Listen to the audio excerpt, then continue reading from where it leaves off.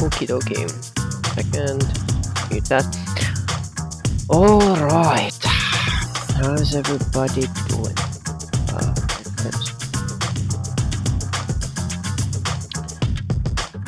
Then. Okay. So, how's everybody? Let's see, where we at? Is it this one? Yeah, it is. Here we go.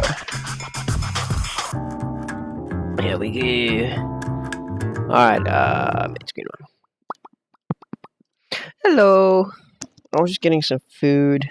I haven't really eaten yet. So.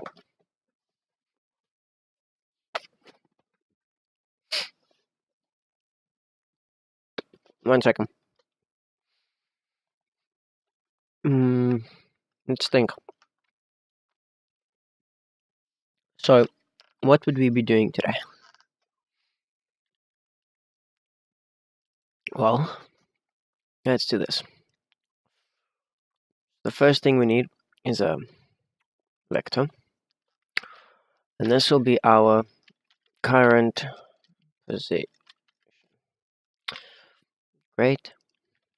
The current position of the AI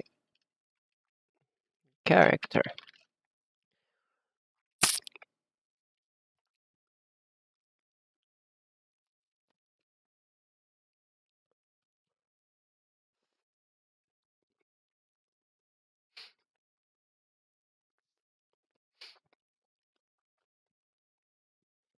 Okay, and we don't want to instant sync it because what happens is if we sync it, every single AI will think that they're in one of the spots one of the AI is in. So we don't want that. Next, we need another vector. I'm going to call this our player position. And then we're going to have another one.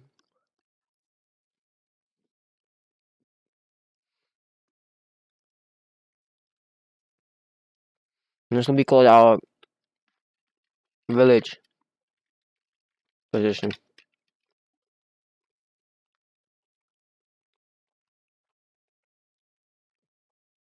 Now, you might be asking, why do we need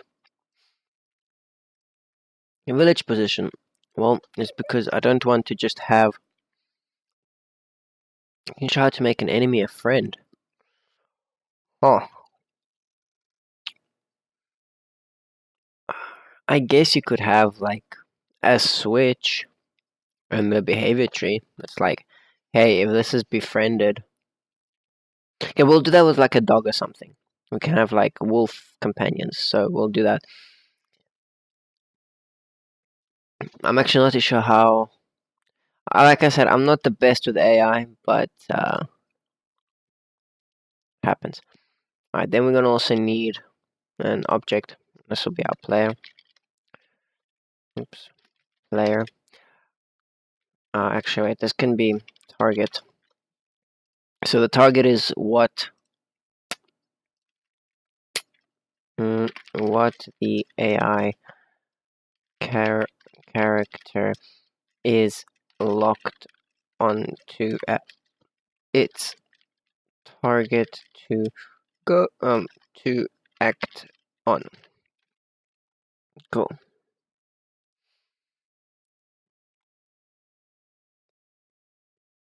Alright, so we've done that, we got the target, we got the village position, so I think that's basically this Blackboard setup. Next thing we need is enemy BT. And then Blackboard asset, perfect. Now switch between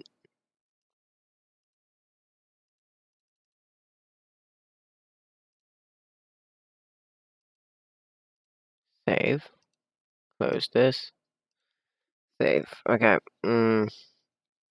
So, 1 second. I'm just itching my face. Scratching my face, not itching it. Oh, I actually should have found out. Damn.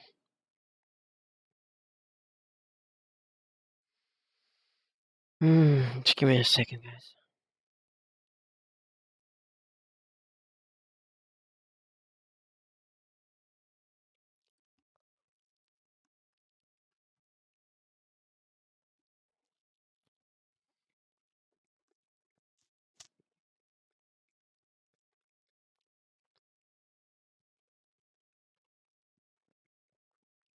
Okay. So.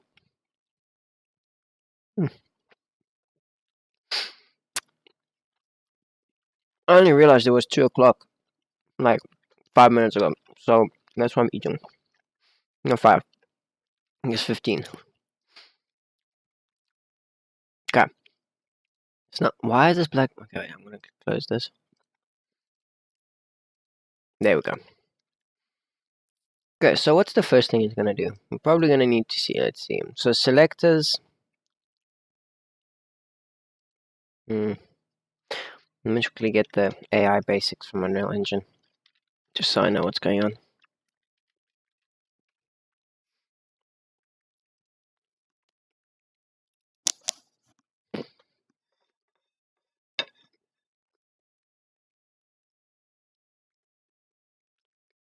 Okay.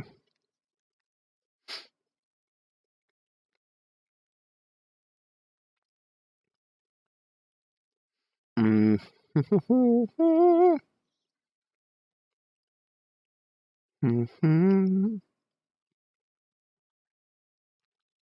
we go.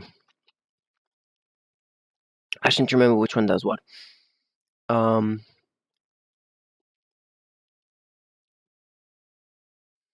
Okay, so it looks like, yeah, select is the right option to go. There we go.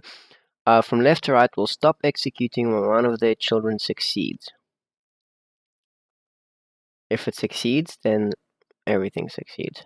Okay, that sounds fine to me for now. And then what about a sequence? One of their children fails. Okay, so basically this one will keep on going until it succeeds. This one will go until it fails.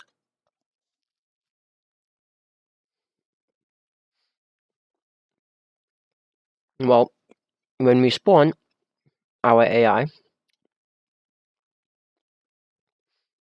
we basically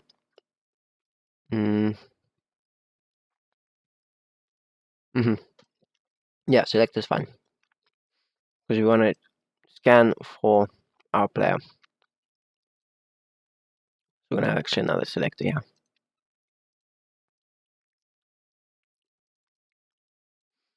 So what it's gonna do is this one ends when something succeeds, right? So basically, it will first search for any of the good AI, so any of the friendly AI towards the player, so any other villager.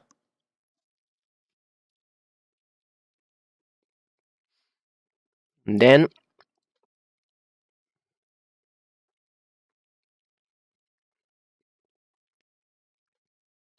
can we have like notes here? No. Okay, let me get a piece of paper and a pen. Does this pen right? Yes, it does. Okay, so the enemies, they're first gonna search for a AI villager. If they don't find it, right? So then they either find it, yes, or no. So if yes, then we set as target. So I'm just writing this down so that we kind of get it in our heads.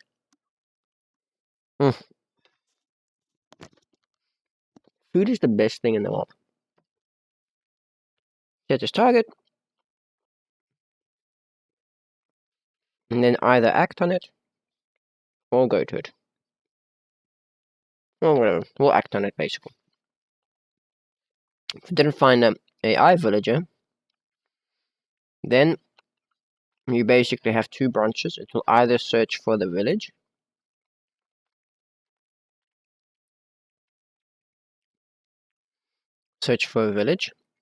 and this will be like a 10% chance that it does it, or it will search 90% of the time for the player.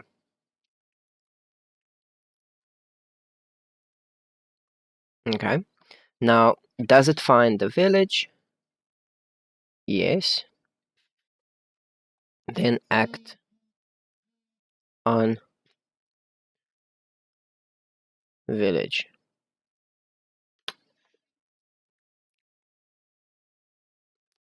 Okay. If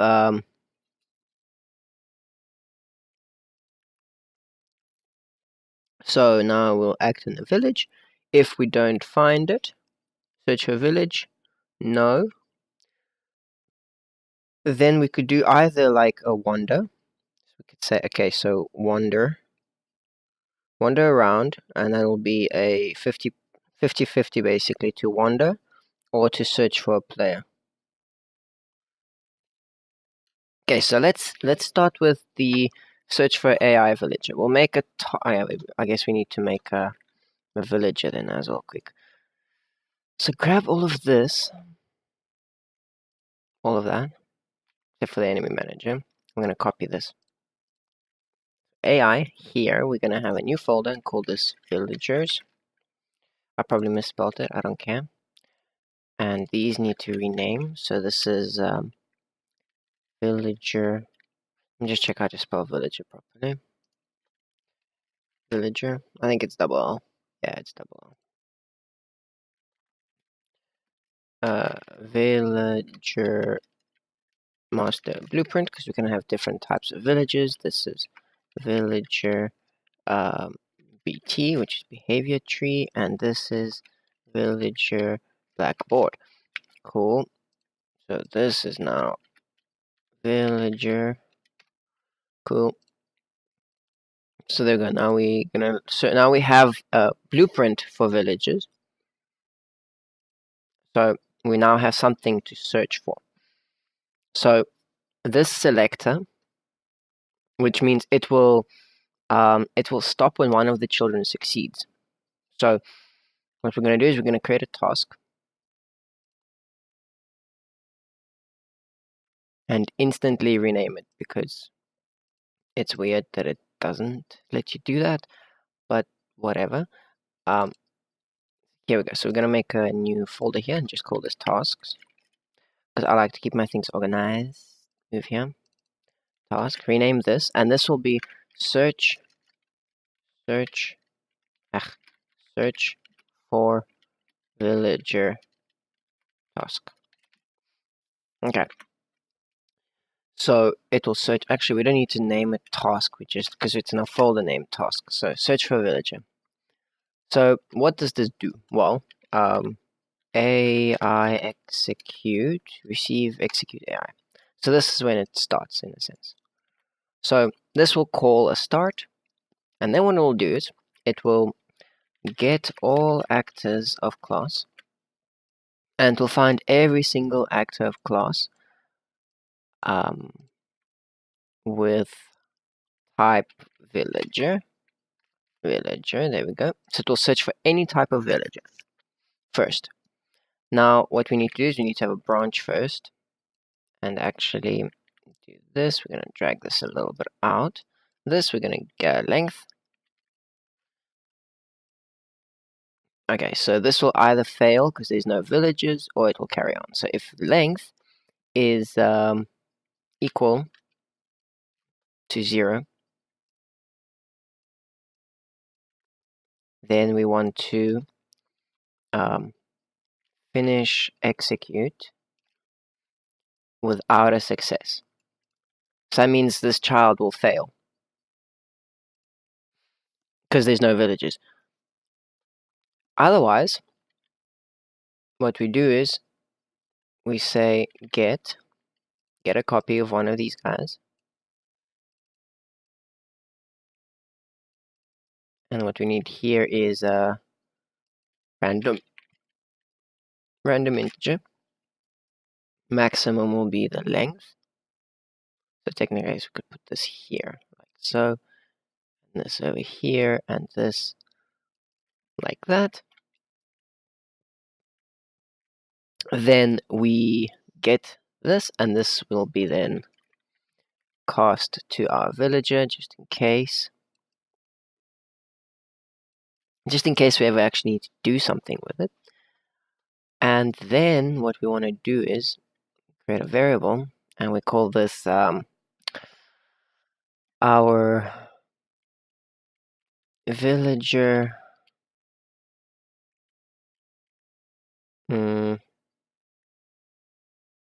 villager to target. There you go, I guess that's fine. Target, and this is actually a blackboard key selector. Now we grab this, we set as object. Once it casts, we set it as an object for that key. And then what we do is we drag this out and then say finish, execute, success, yes. Okay. Cool. Compile. That's fine. We'll still keep it as a cost. Alright, next. What do we do next? So now we have our search for a villager. So that's the first thing it does. So it will search for a villager. Oh yes, this key has to be public. There we go. Otherwise we don't get to select it. And the villager target will be target. And I guess we could set a couple of other things like its position. So this villager target, we're also gonna drag this. I guess we can just and we need another one. That's what we need. Copy this, and this will be villager position. Okay, so this we set as vector.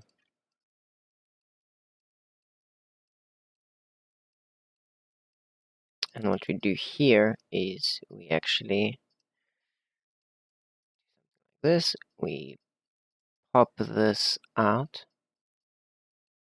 So reroute node it here, then we say get location.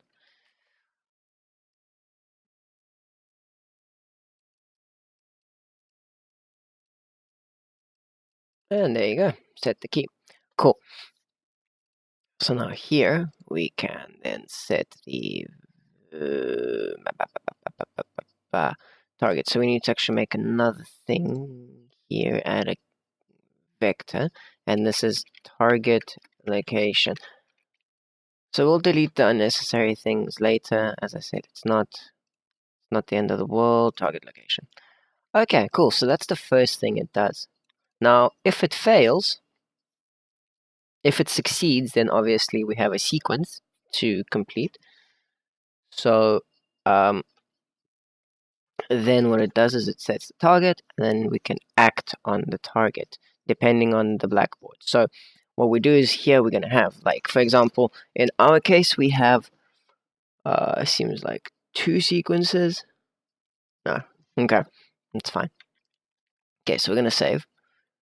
It's going to search for a villager. Once it succeeds, it will go on ahead, right? So that means it will skip over to this sequence. But we don't want to do that yet, because we know we're not going to find a villager. So let's pop that over here. So here, that's the first execution node, right there. I wish I could put reroute nodes onto these trees. It would make it a lot nicer, but it's fine. Alright, so the next thing we're going to do is create a new task. Rename it and move it. So this will now be search for player. That will be the first thing. So this is search for player. Move it into tasks. So there we go. Execute.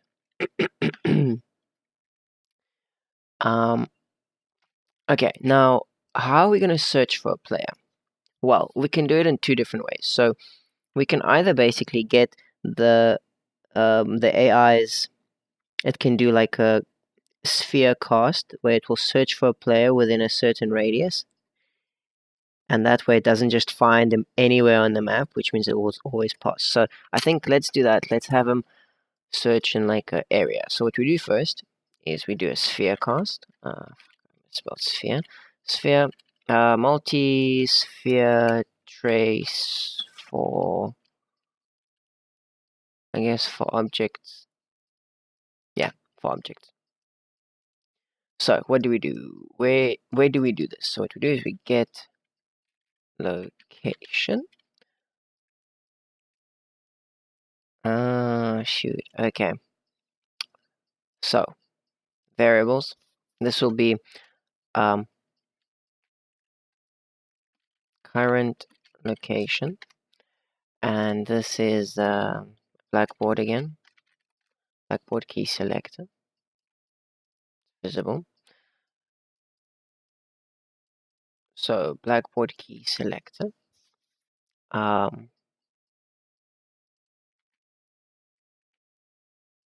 This is get it as a vector to get our location, and that's how it will start and end. And then our radius. So let's say it searches within 3,000. No, I think it's too much. It searches within. Let's put it at 800 for now and just see how it goes. Because we'll figure out the best amount as we go along. Okay, so what does it search for? It searches for pawns. And I wanted to ignore make. Okay, I guess we can't really ignore it that way. It's fine. So draw debug type will make for duration of trace color will be something like this, and the hit color will be white, so we can see the difference. Here, what we're going to do is actually we're going to do a branch first. So if there was a hit, because I don't want to use any unnecessary power if we don't need to. If true, then what we do is we need to reroute this, and then for each. Actually, no, we just need a break. For each loop with break. For each with a break.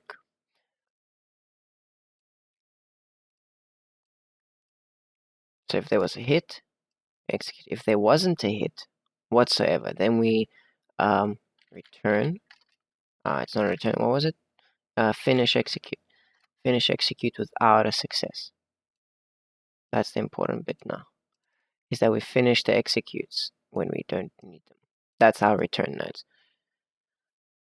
All right. So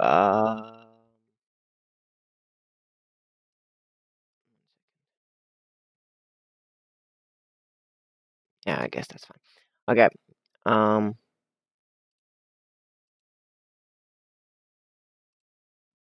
Just one minute.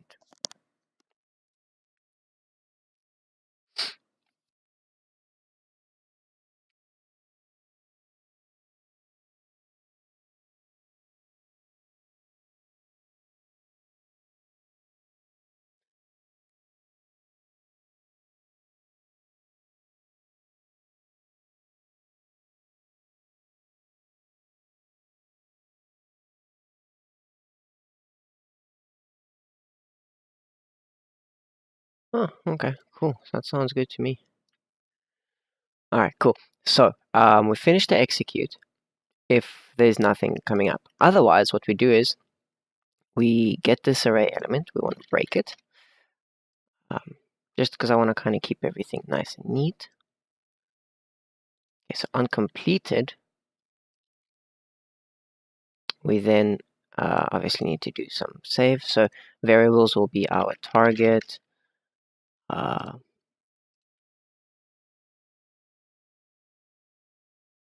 Yeah, that's fine. And then we also need a target location. Okay, cool. So what we do is, well, I guess we can do the completed quickly now. So what we do is we get the target, set key at, damn it, set, there we go, as, not name, set as object. So we completed the loop. So now we just need to set our correct values. So there we go. I'm going to make a variable here called our player reference. So this will be player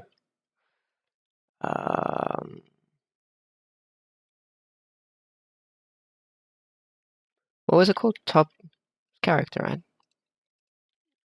Top down character. There we go. Object reference. So we set it. There we go. Next, what we do is we get our target location set as a vector.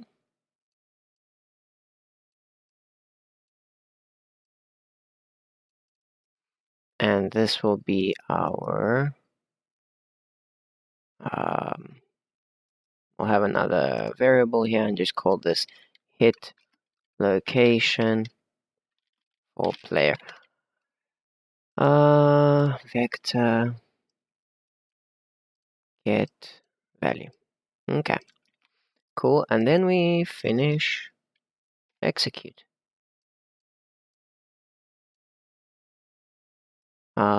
Now what we need to do is we actually need to check. Well, actually, I guess what we can do is this. We can have a bool and just say success. Success. And this will be a boolean. And what we do is we break this off quick. And we have a branch. The easy way to do it. So success. There we go. If true, then obviously we want to have true. Otherwise, just finish the execute with false. As I said, guys, I'm doing this like out of my head right now as well, so if it takes a little bit of time to debug or something, I'm sorry. But as I said, I'm not that good with AI, so I'm learning at the same time as you. And as I said, this isn't exactly a tutorial series, it's just, I don't know, if you want to watch, you can watch, I guess, but it's all the same to me, really. Okay, so now we go, and what we look at is this hit actor. So what we do is we need to get class. So there we go. This is our body of the loop. Perfect. So if this class equals to our player, now it's top-down character. If that's what actually hits, then that's almost perfect. If it's false, it carries on. Right? If it's true, however, then what we do is we need to set the player reference and the hit location. So the player reference will be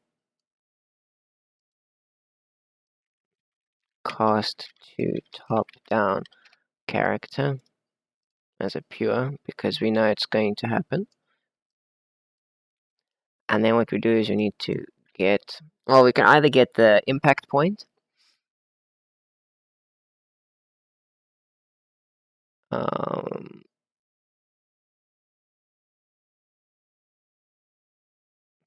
I guess what we could do is just drop location in there. And this is only if this is true. If false, it does nothing. And then if it's true, then we do a break. Now, how do we route this to make it nice? Well, I guess like this would be fine.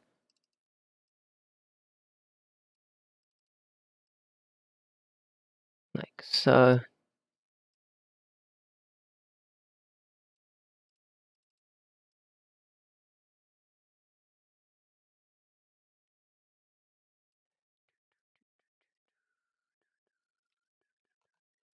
Okay, so there we go. It breaks and then it completes. So obviously, shoot, we missed one thing there. Because we need to do here is set the success. True. Then connect those two.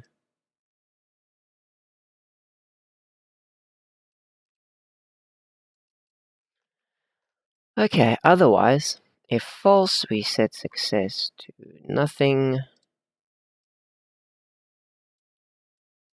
And we carry on trying. So it checks every single one. If it doesn't find anything, then obviously it completes the loop, fails the condition, and it finishes the execute without a success. Okay, so this looks fine to me for now. So next, if we don't search for the villager, then we grab this and search for player. As you remember, that is what we set up. Okay, so current location will be our current position. Our target will be our target, obviously, and target location will be our target location. So I think we might not even need that player and villager nonsense that we had earlier. Um,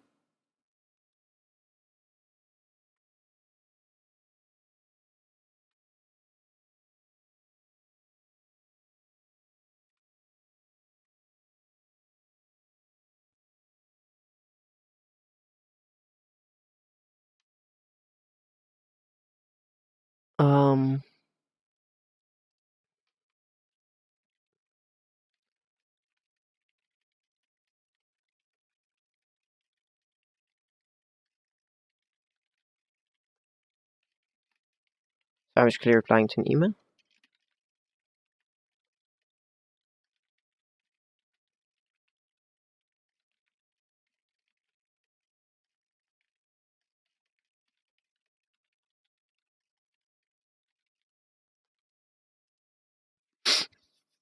Okay.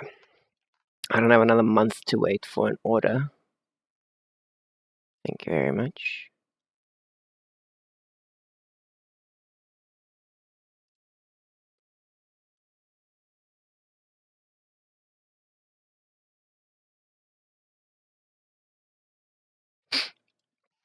Okay. So, so what we do is we search for the player. I guess what we could do is we could say, we could create a decorator. So this will be here. We're gonna have decorators, and this is gonna move in there. Gonna open this up, rename this, and this will be select search for I guess select search type. Wait, select search for I guess decorate. Nah, damn it. I need a good name for this thing. This is what's gonna decide. Right now, Falcon, I'm doing only blueprints. What is the game about? It's basically I don't really know how to explain. It's like a Viking simulator. Sorry, I was just quickly checking. I was busy with emails and stuff. Alright, anyways, I need to get a nice name for this. So this is what basically decides whether we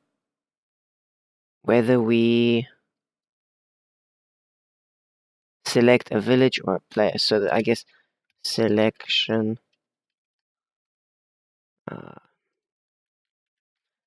village dash player selection. Okay, cool. So this is our decorators. I don't actually remember how decorators start. That's the only problem. Yeah, make a decorator. Can you remember perform? Is that what it's called? Just perform start. Where is it? Oh, would it be receive execution? Oh, that's what it is. I see it. I see it. Functions override. Perform condition check for AI.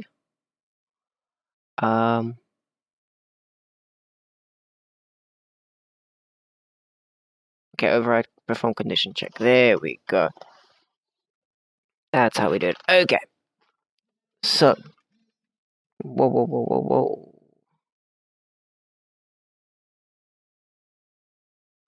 Sheesh, that's a lot of emails that just popped in.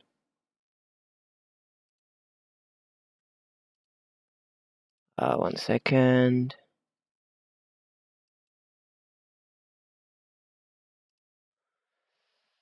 Ah, goodness gracious.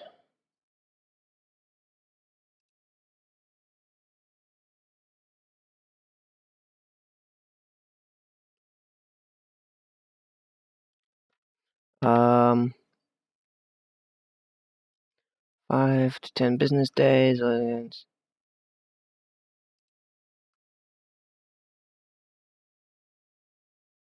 Any assistance? Blah blah blah blah blah. Okay, that's fine.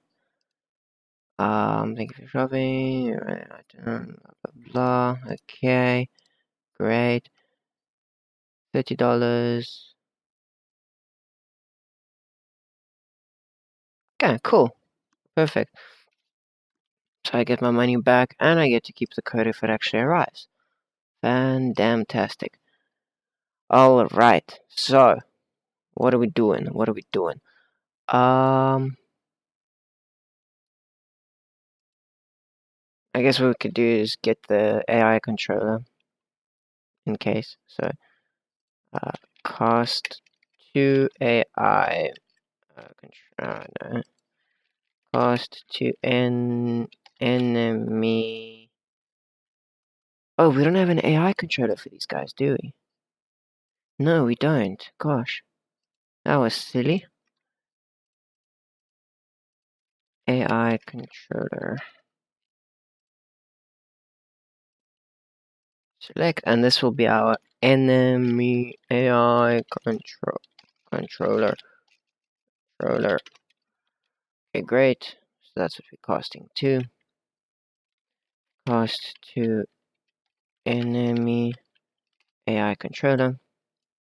Just so we actually have it, just in case we actually ever need it. Here, promote to a. I guess we could just do a local variable. Doesn't really matter. Now, just a normal variable, and just call this AI controller reference. So that's now set. So what do we do next? So we need to get bool. Random bool with weight. There we go. So basically, the weight is. Let's say we'll do like 20%. It will search for a village. So if this returns true.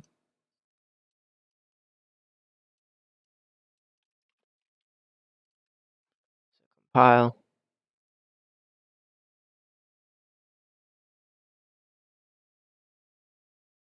Okay, so here we need to add decorator, and this will be our village player selection.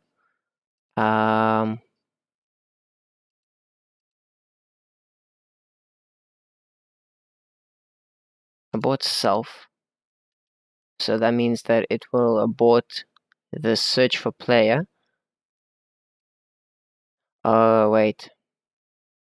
Okay, no, we need to change this just a little bit. This will be our village. No, this will be what? Village selector. Oh, wait, search village. This is village search. And then what we do is we duplicate this and call this player search.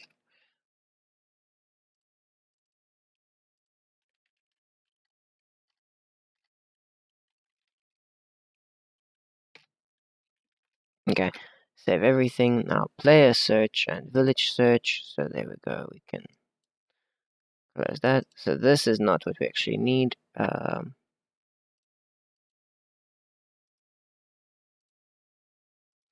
Here, add a decorator for player search. Then we need to do another task that will search for a village instead, but we need to get the functionality of that going first. So I guess what it can do is it can search for any building within a certain radius and go to that, or it can search for lights. That's another thing it can do. It can search for our light sources, which could be pretty cool actually. So if you place like a light source somewhere and a zombie sees it, they'll be attracted to it. What do you guys think? Well, I guess we could make the task so long. Here, I'm gonna make the task. Drag that in here. This is search for village, not villager. I was confused why that's there. So search for village. So execute AI. If we do here search for play, I should actually grab all of this code for laziness reason.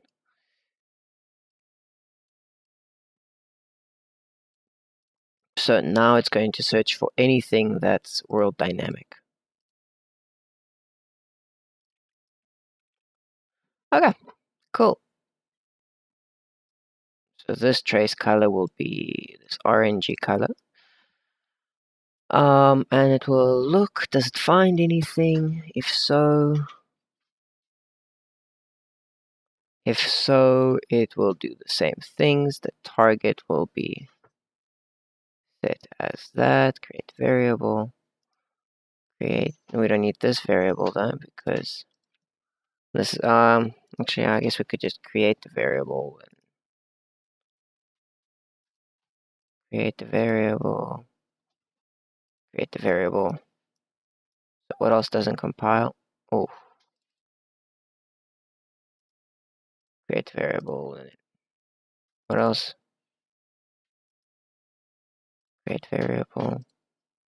Okay, now that everything's working again. So now instead of getting the top-down character, we need building master blueprint. Then we cast to building master blueprint purely. Now this player reference is also building master blueprint. Change the variable type. Rename this as the building reference. So here it does the success thing. Does that. Now what we can do though is if it completes and there's no success, we can do something like this. Instead of finishing the execute directly, we can just move this up quickly. We can do something very simple in the sense that we do another one of these, right? But we search for lights. So instead of for objects, then we do a sphere, multi-sphere trace by channel, as we did set that up yesterday. We grab this, right? The radius will be also 800. Actually, we could do something like this, and we could say search radius. So it can increase as time goes on or whatever. So we'll do that.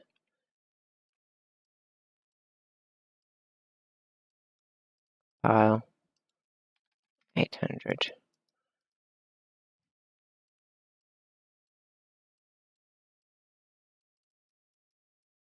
I guess we could just rearrange these just a little.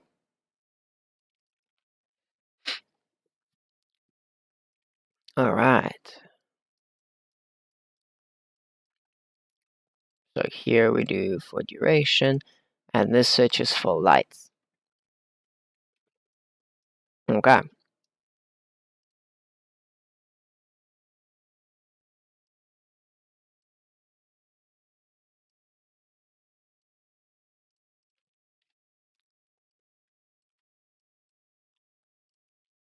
Okay. So that's fixed.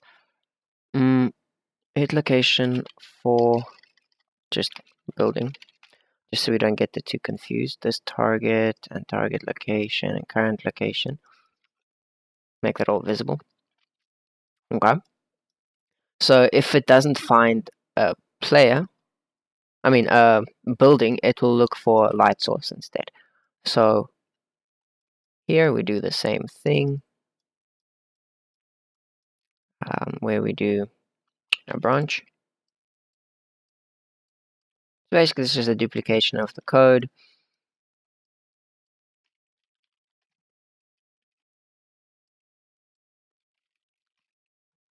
For each.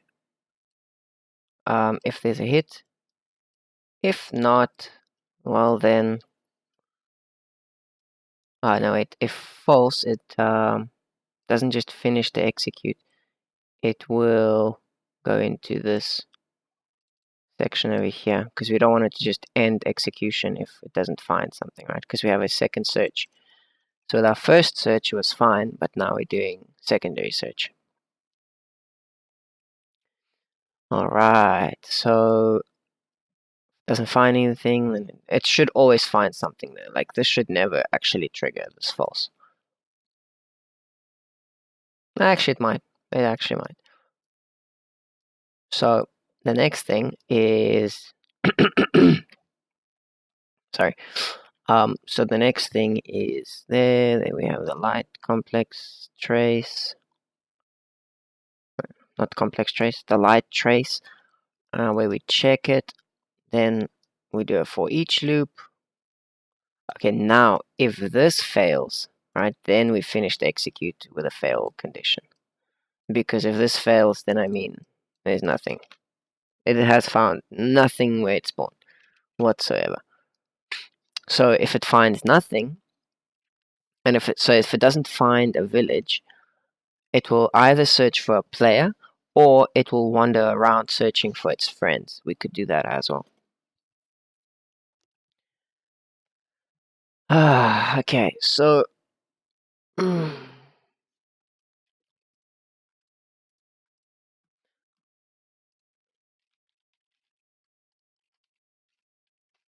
shoot, not that. 1 second, I'm just checking something.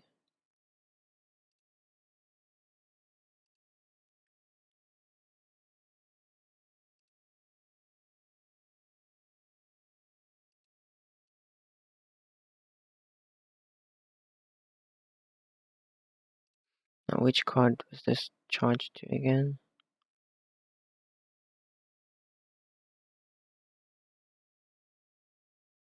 Cool. Okay. Awesome. So where's it? There's. So I was just looking for dashboard again. Okay, so we finished the execute. Otherwise, what we do is we do a branch again here. We just copy this.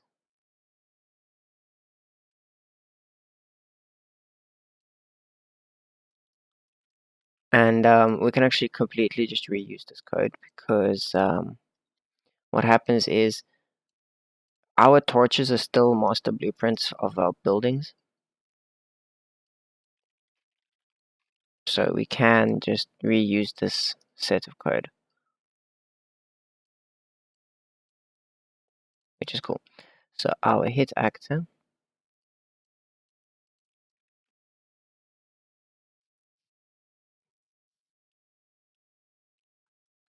right, there we go, building reference.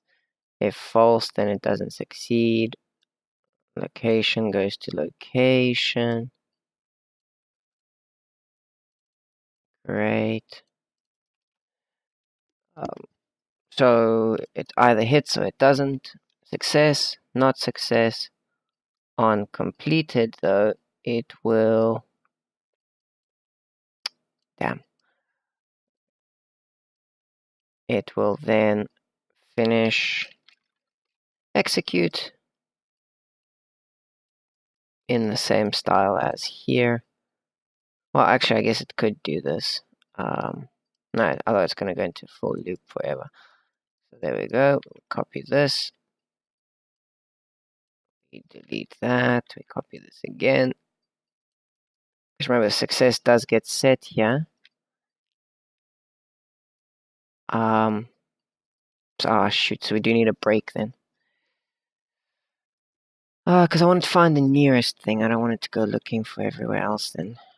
For each loop with break. There we go. I almost forgot about that. So uncompleted, it will do that. And break if we find a building.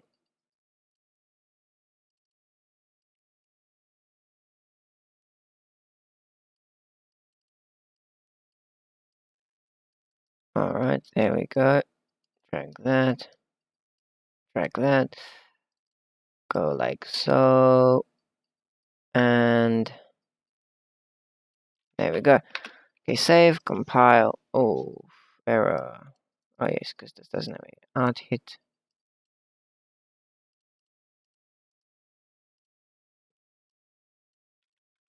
Okay, save, compile. Great. So let's make sure. Let's just double check our logic here.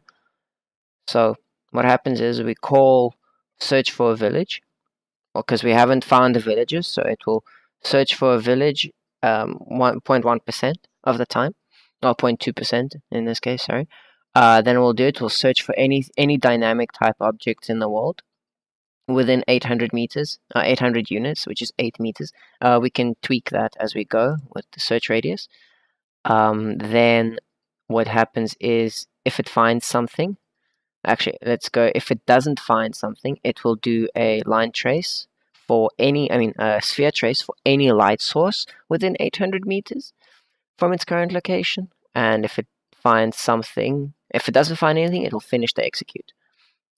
If it does, however, it will then loop through everything that it finds until it finds a torch of some sort, which will usually be the first thing that it hits.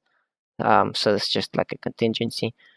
It will set the success trigger and break the script, break the loop, which will then allow us to go into the next step, which is quite simply to check our success trigger. If true, it finishes the execute. If false, it finishes the execute as well, but with a fail condition, as we see over here.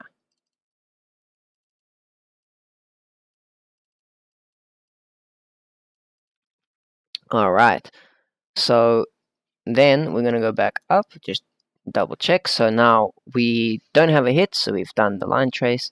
Now if we do get a hit, then we search for a building reference from our village, because all of our buildings are under one master blueprint. Again, sets the success, breaks the loop, finishes the script with the same things. Unless it fails, then it will do another multi-line trace. But if it fails beforehand, it will obviously do it already earlier. Otherwise, it sets the building, finishes the execute, sets the location, and carries on. All right, fantastic. So here we go. Search for a villager. If that is not successful, which means that this selector keeps on going because this is not successful, it will say, okay, is player search active? It will abort self if it is. Then what we do is search for village with decorator of blackboard village search. There we go. If this fails, then obviously it will just search for a village. We actually don't even need to do this village search thing. So actually village search should be first because it has a lower chance. And this player search is technically not needed. So how do we remove this piece of shit?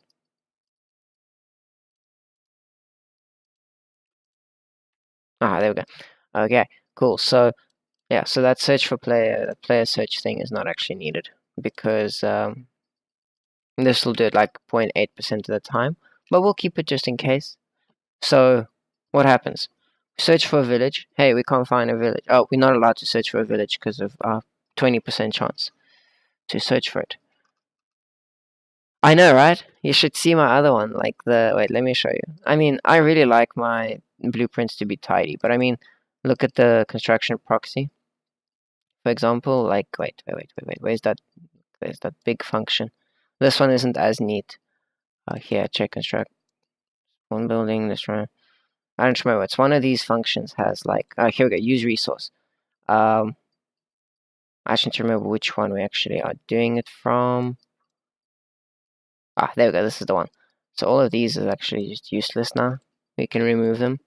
Because that was like the first one. This one I did as well. Made it a little bit neater, but it's still confusing as crap. So anyway, so here we go. Looking around. I mean, you see, I keep my things very clean. It's just easier to read, honestly. Alright, so what next? Well, search for village, player search, we've done. Village search, we can close all of this. So here's how our thing works. I guess we could actually just attach it to something and place an AI little dude in there. Well, enemy blueprints, AI controller. We need to set this up. So begin play, use blackboard, enemy blackboard, exec, oh wait, is it run? Run. 1 second. Let me just go back to this and check. Okay, essential setups. Let me just check what it needed. Okay, we have that. I don't remember what the pieces of code was for it. I always forget it. Oh yeah, I want to change the class defaults. Where is it? Where is it? There you go, AI. Oh, I guess that one's fine. Um, click.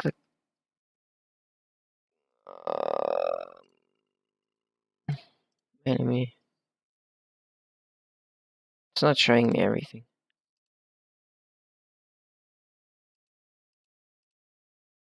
Like the AI position, for example.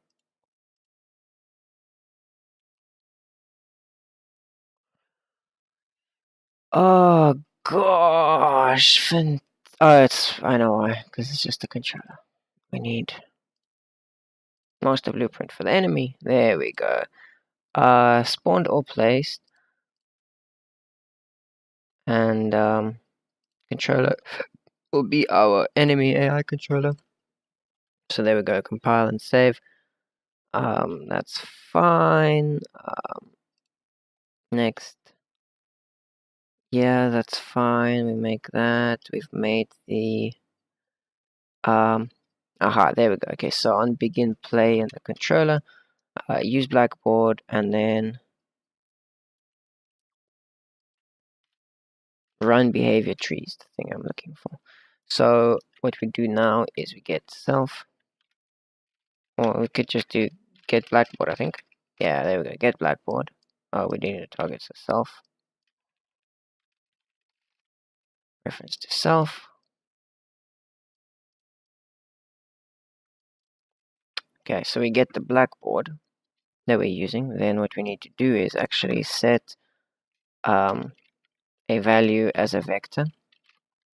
So remember, when we spawn, our current location will be basically set to that.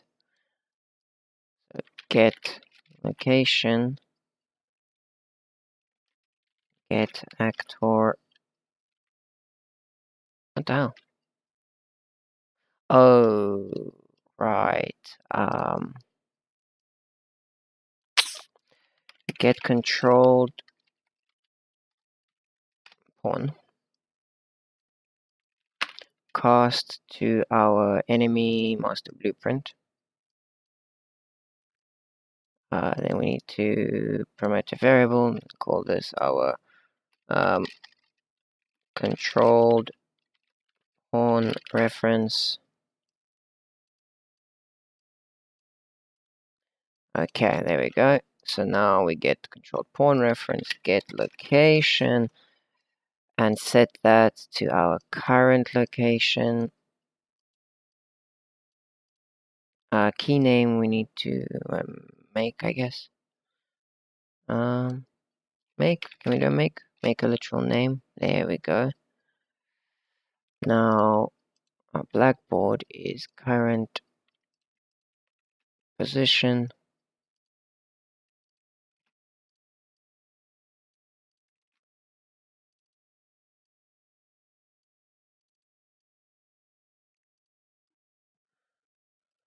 Okay. Yeah, now rewrite nodes are the best things to be added into this damn blueprint system.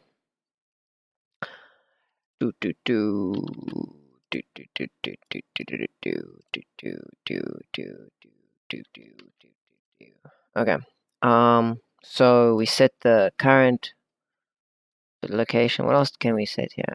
Self target. Yeah, okay, so that's fine. We just need to set our current location, and then we just simply run behavior tree. And the behavior tree will obviously be our enemy behavior tree. Okay, cool. Compile. Awesome. So this will also check if they're dead and all that. So we actually can do health already. Health, straight off we can add health. It's a float. Health. They're gonna have 100 health because reasons. Alright, so if I was to place this little not this little bastard over here, save everything. I'm gonna place him, and then we're gonna start seeing him do things, I hope.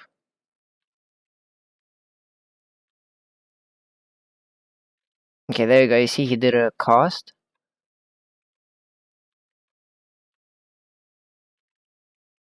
So let's check the behavior tree. So there you go. It searches for a villager. It will skip on the player. It hits it every now and then. Search for player. So what I want to know is, I want to see this dude's like stats. Let's eject for a second. Now, is there a way for me to see all of those triggers that I put in? Actually, I know how we can do it. We can very easily do it. We just go like the search for player. On finish execute success, we just print a string and just print the hit location for the player.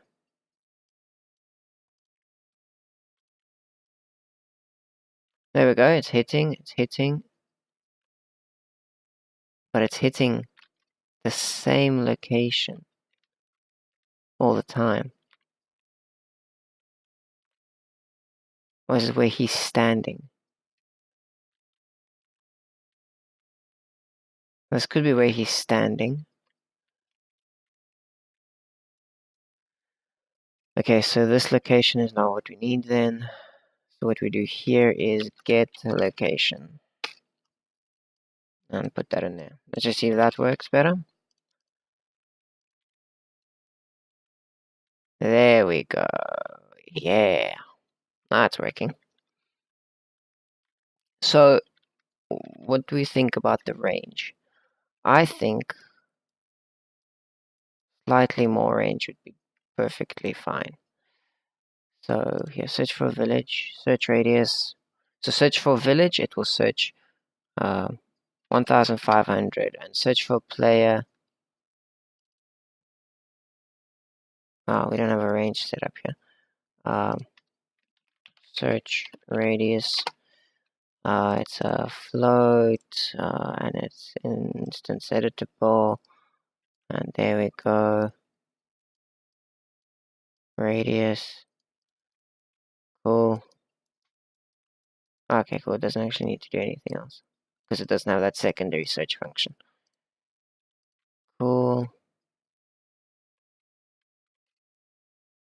Oh.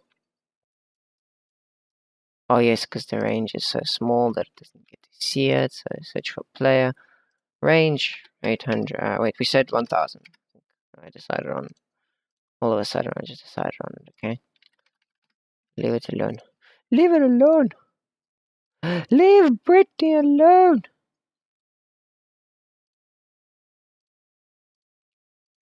Okay, so there we go. There, he's hitting us. He's hitting our search. Now, what I want to do is I want to build first of all a torch in his AO. So now he should be searching for light if he's not finding. Oh, he might be finding a tree. Put another torch in there. Oh, it wouldn't be printing if we did find us. Okay, that's right. Search for village. Here, print a string and just say format. Oops. Format text. Perfect. It's fine. So light found at.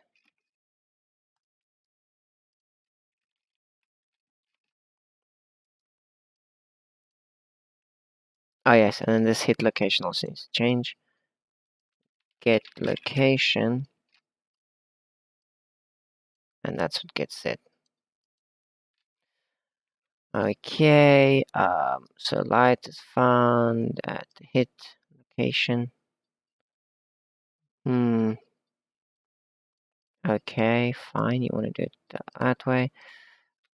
X, Y. That's all we really need. Splits for X and Y. Save, compile, and I'm gonna go. I'm just only searching for lights now. So 3 build, not a fence, build a torch. Okay, now we just need to see how often he searches for a light source. I actually still think that.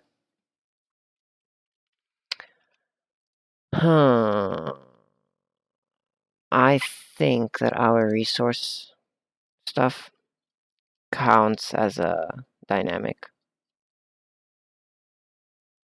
for some reason.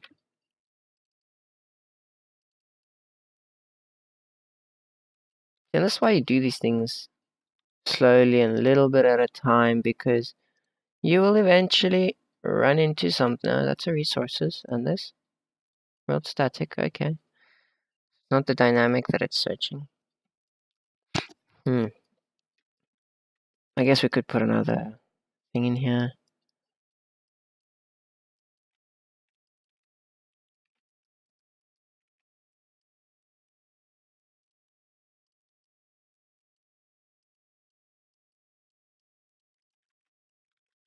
Okay. Doom, doom, doom. Building found. Okay, cool. Let's try this again.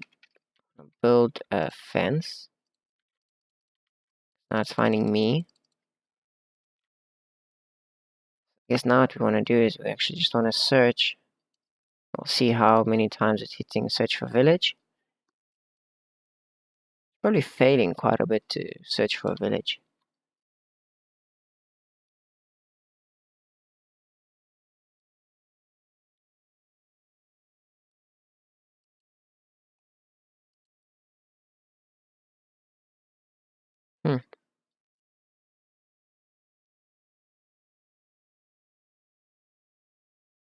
Or it's not fun. Okay, let's do this quick. I'm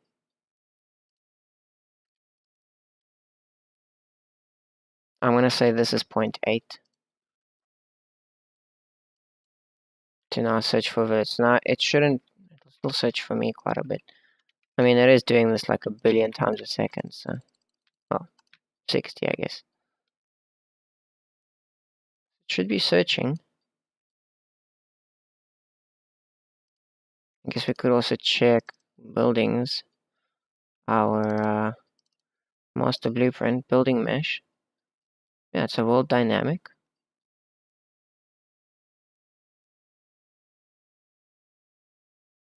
Ignores light, ignores everything else. So search for village. Yes, okay,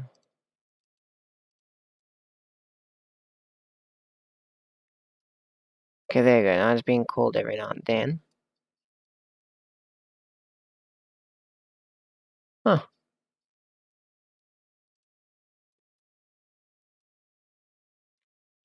Interesting. So this return value doesn't really do much. It just fails it. I guess let's check it this way.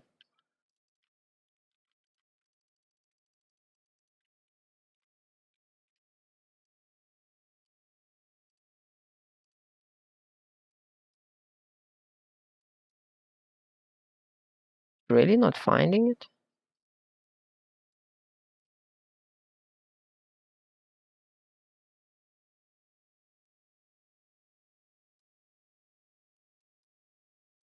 Yeah, it's really not finding anything.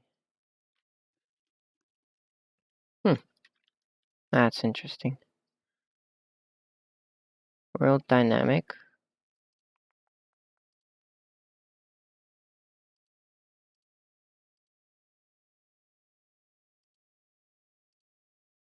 Let's add world static in there. I'll actually make a building and see what it turns out to be. Like this fence, for example.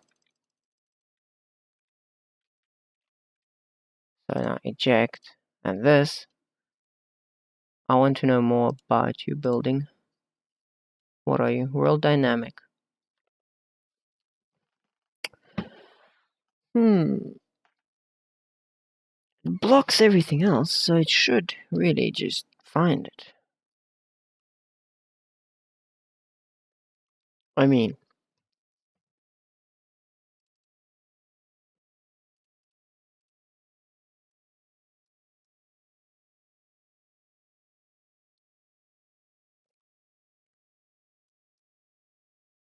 this is just not finding anything.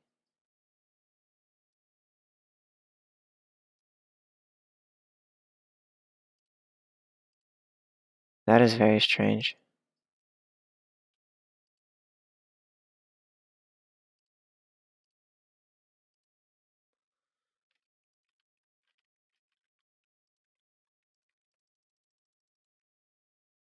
I mean,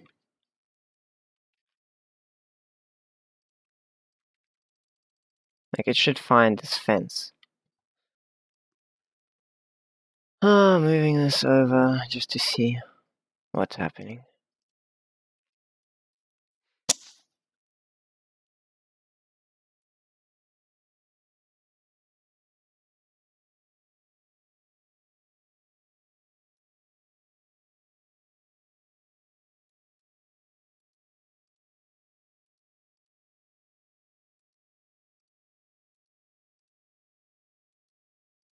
Hmm.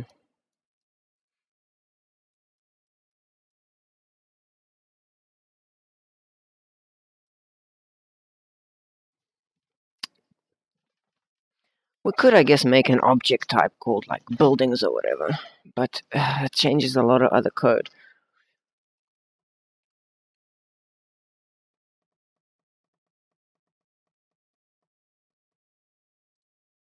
Is the search radius maybe off?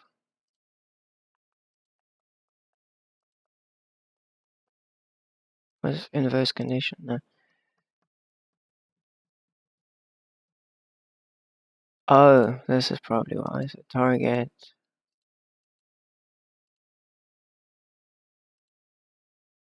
That's probably the issue.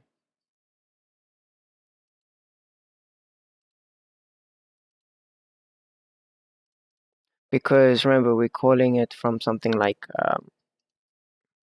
00. I think search for village. Yeah, see, we're doing the get current location, but it's not getting any, so it can't actually do a trace.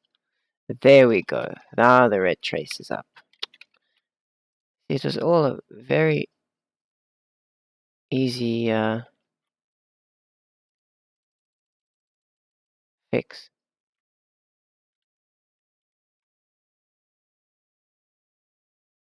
But it's still not seeing it. Wait, this might be for something else. So let's move this in here. That's for play, right? So the short one is for play, long one is for probably doing a lights as well.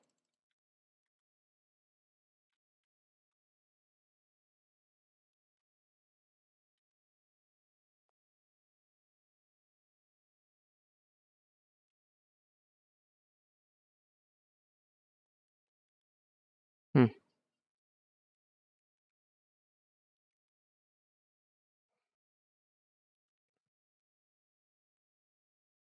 Okay, so it detects the player just fine. Doesn't detect buildings though.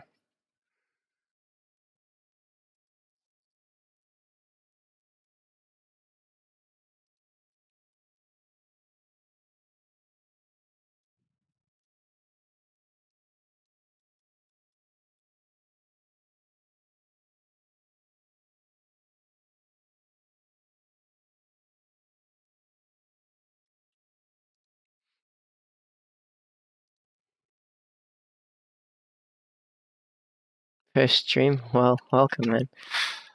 I'm just gonna move this over to the side just so we can see the execution of the tree. Okay, so it's not finding anything there. That's normal because it shouldn't. I mean, yeah, we're gonna add a fence in here. Okay, there we go. It is seeing something, but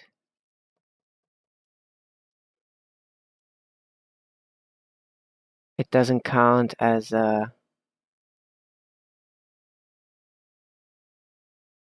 building master blueprint. Really? That is strange. So now it is seeing it. It's just not seeing it as the proper thing.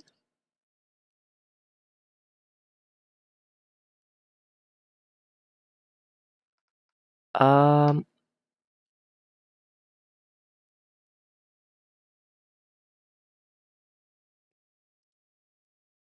1 second. Trying to see what the hell is going on. Here, this wall master blueprint should be a defense straight off. Um,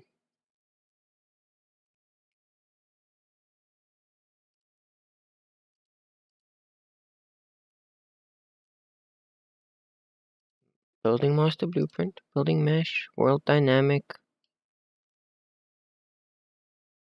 Huh, interesting.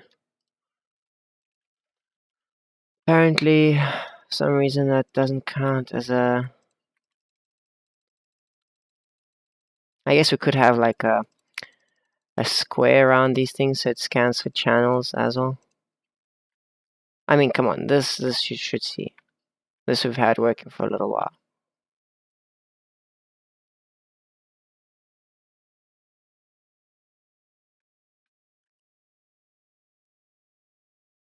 It finds me just fine. It doesn't find dynamic objects though. So search for village, compile and save.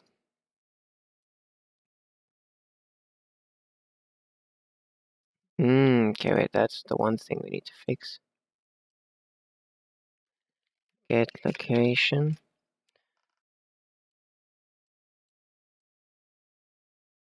But the thing is, it's not even hitting this. So get class. Hit actor. That's strange.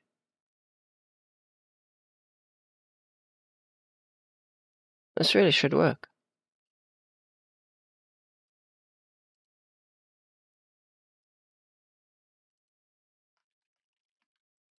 I mean,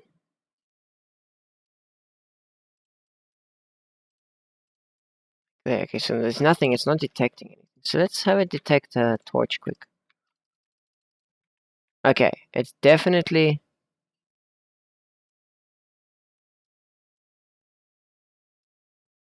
failing to find a torch as well.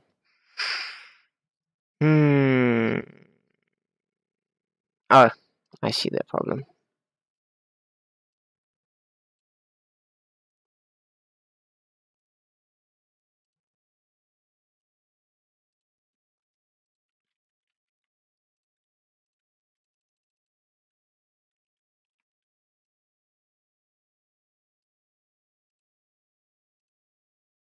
Still fails.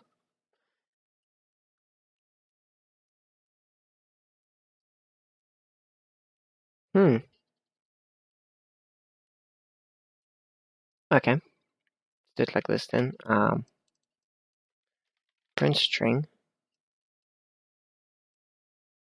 Print me this actor that you're hitting.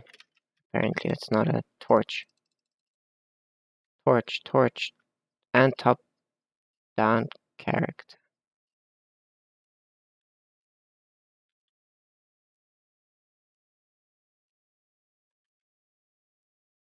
Torch and top down character. Huh. That's fine.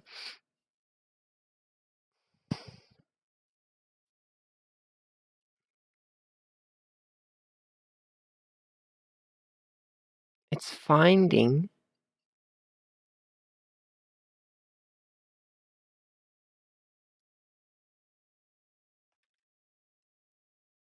So now, print me the class name. Get name. Print that.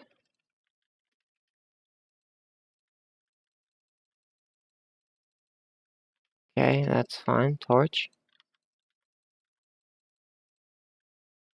Torch C. And top down, I don't know why it's hitting me though. How is it finding me? Through the torch.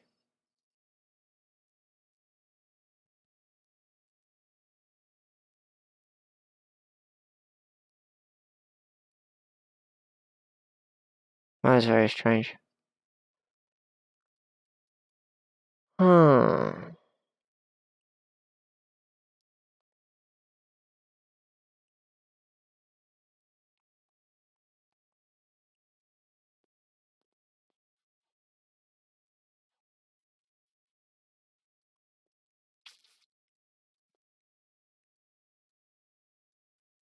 So this is just doing it with torches, right? That is so strange. I don't know why, but that's happening, and it's very weird. Because it's hitting me.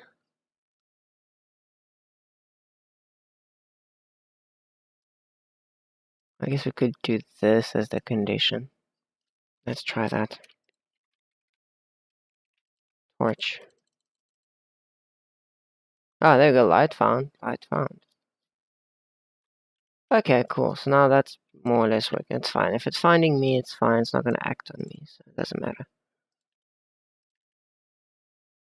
Okay. Cool. So that's how we're going to do the success now. Is we're just going to say, hey, did the cast succeed? So here we go. Build a fence. Over there.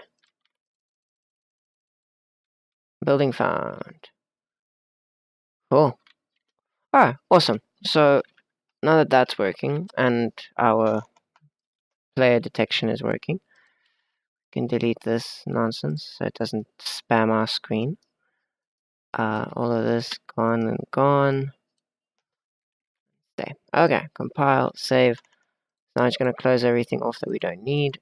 Boom, boom, boom, boom, boom. Alright, so we search for a village. We need to change the chance for that there. Back to 0.2. Because I don't want it to actually always search for a village. Because what we have is... Okay, so let's have our tree. I'm just going to redo the tree here. So root. I'm going to redo it for myself so we know what's going on. So it... First, it will do... So it will do a selector. And we actually need to set like... We need to create another thing here. And do we? Yeah, this should be like... If we don't have a target, right? So if target is not set... So create a decorator. And this will be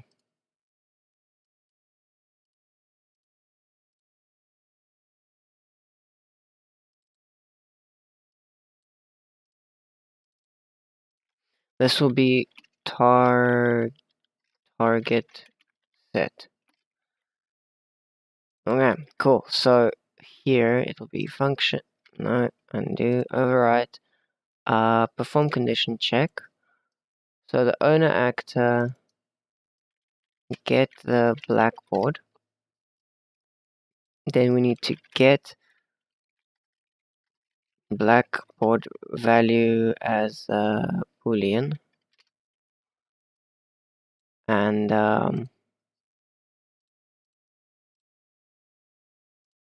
bool, and this will be target set. Cool. So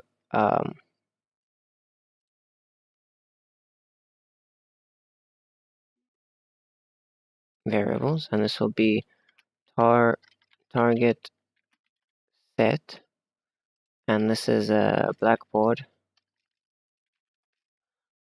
key select. It's visible to everyone. Get name. I guess we could just do as bool. Get as bool. So we don't really need all of this. We can just say, hey, return this boolean.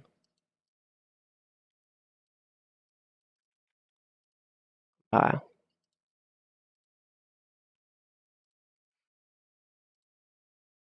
So search for player. This selector will only be there if our target is not set.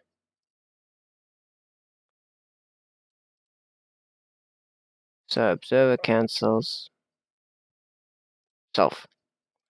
So basically, if this fails, so if we have a target, it will fail this, as far as I understand. Okay, cool. So save that. So then the next thing we need to do is we're probably going to have to modify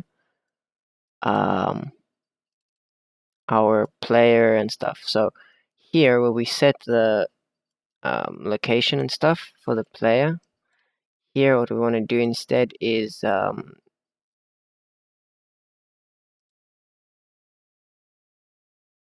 guess we could just use success. So set blackboard key as bool value, sorry, blackboard value as boolean. It's a boolean.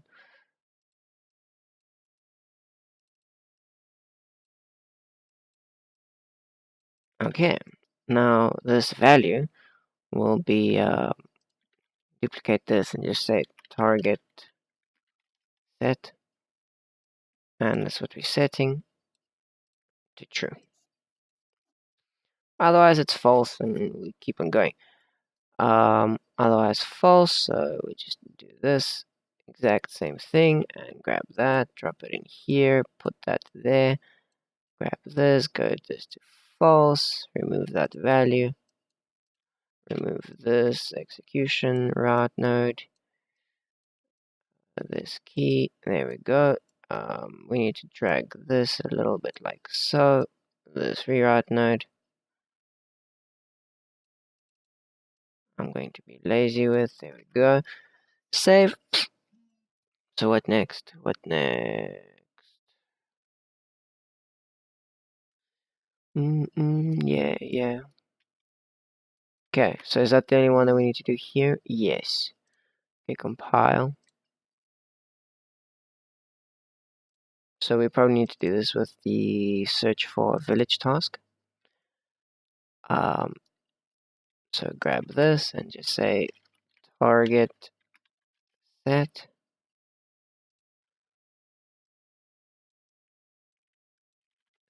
as bool.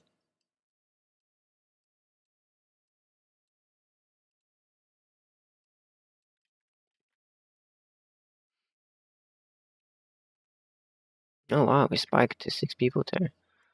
That's cool. Not all of you guys are watching in 1080p, that's bad.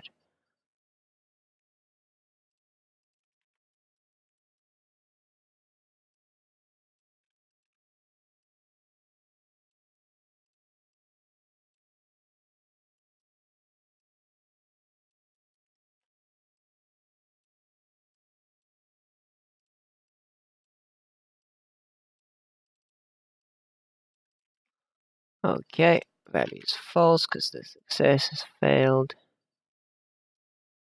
Same thing here.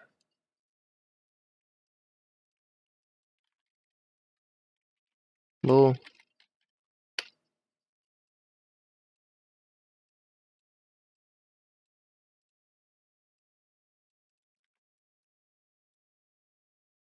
Otherwise, do that. And if that's false, then we need to do the same thing as this. That's what happens when you don't think in advance, by the way. There we go, compile. Okie dokie. So,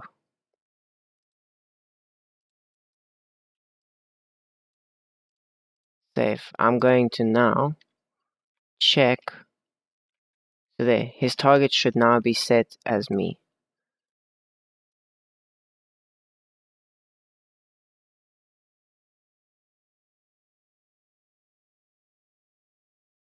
Oh yes, we didn't. Right. Ah, it does automatically go.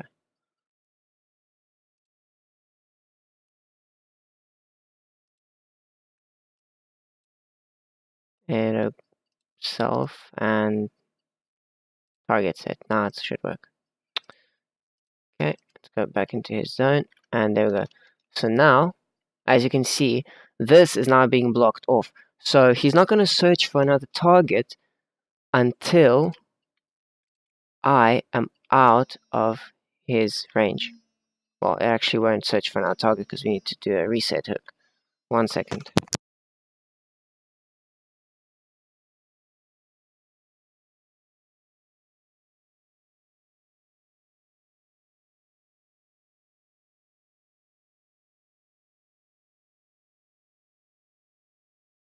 Alright, I need to quickly run down to the first floor. I'll be right back, guys.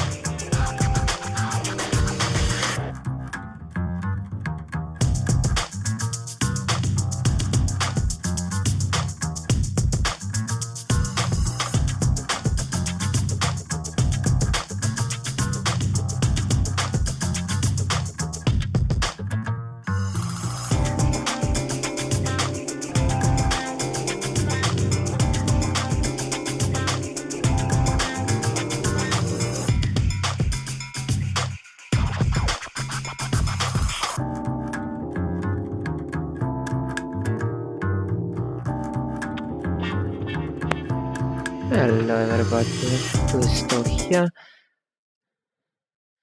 We still have 4 of you guys. Cool. Let my people go. Let my people go. People go. People go. It's a 74-minute song. Cool. Okay, so he will check if he has a target. So what we need to do is actually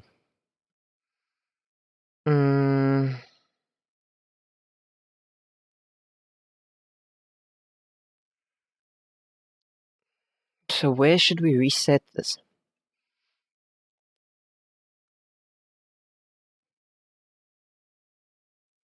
I guess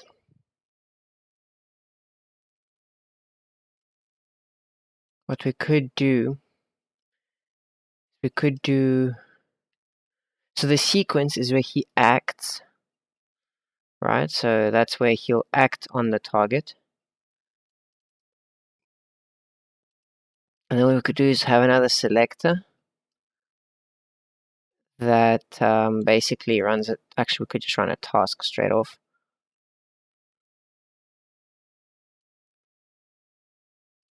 So what we do is we make a task, and this task is it's basically going to check. It's going to grab this controlled pawn. It's going to get its location. And then it's going to do a line trace. Line trace by channel. Start, it's going to start from here. Then we need to get the get forward vector. We need to times this by range.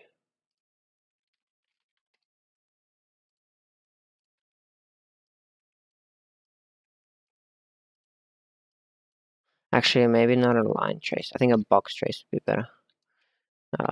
Box trace for objects. Box trace by channel. So it starts there, and it will end plus vector, and it will end over there. Now the half size that we need is, let's say, how big do we need this? Do like, let's say 100 by 400 by 100. Actually, see what this looks like when he does it, right? So here we then do task. Now what do we call it? It's still not named. And this is check if target is in sight. That's what we do.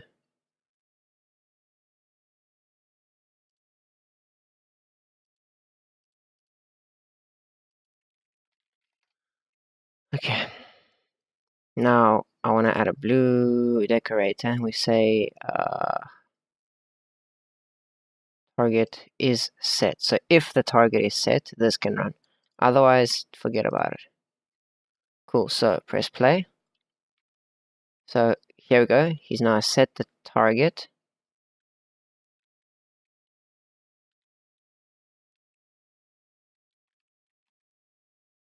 Now he should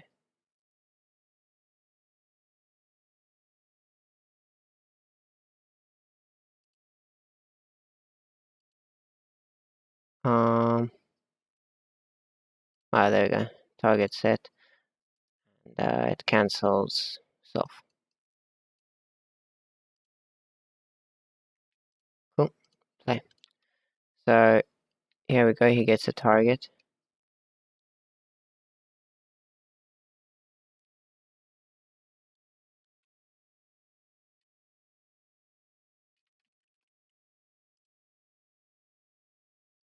Should be doing it.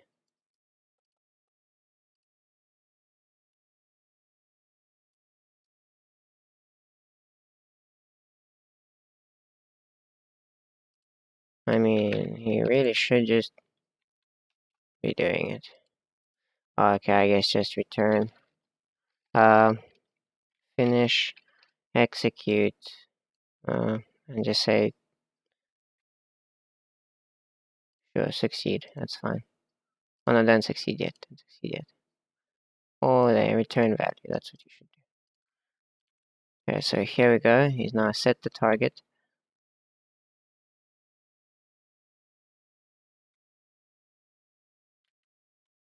Still not doing the cost.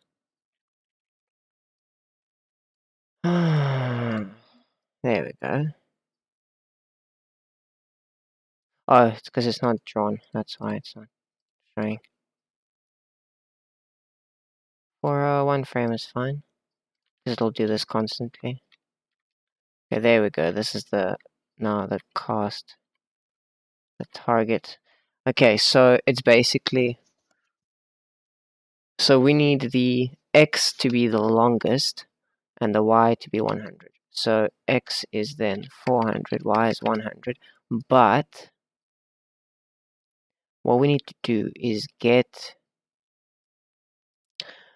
okay, this start and end is a little bit wrong. So what we do is,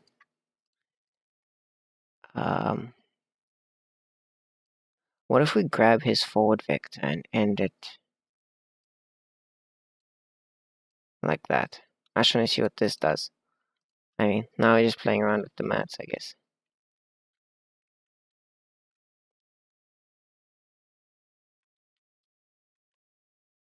It's not even showing up. Alright, so we just remove all of this. So when we want to start, what we need to do is we actually need to add to our vector our half length in a sense. So we need to add 200 of this, right? And then that will be the start. Then we need to add plus vector. There we go. And this will be the end. Now the range is 800. Compile and play. Okay, there it is. There it is. As you can see, he has a target. And he's now doing a raycast 800 units. So this should be 800 because that's the range, and this should be 400.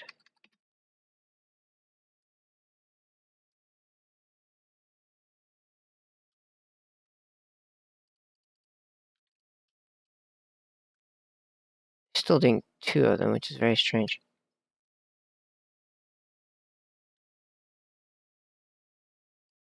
Oh, what if we just do that? No. Plus 800. Actually, see. There we go. That's what we needed. So you see, now it will do the thing, and that's his line of sight in a sense. So we could do something like this. Just change the color so we can see it a little bit better. And his 800 I think is fine, and we can change this to about let's say 400. So he'll be able to see us within a good little range like that. I think we can move it just a little bit forward. So like 850. That might be a bit too much, but I guess we'll see. No, that looks good. There's no way we can get close enough to him. Yeah, can't get close enough to him to not be in the box.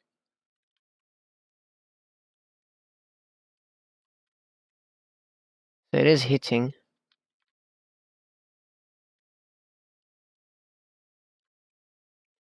And this out hit, gonna break this. I should actually need to go to the post office just now.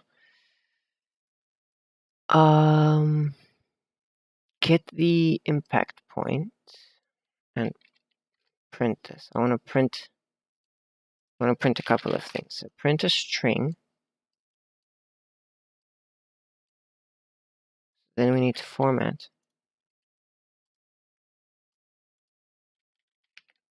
Format text.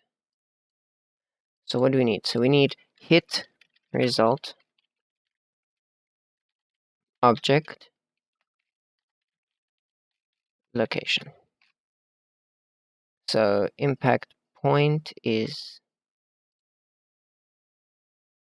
location.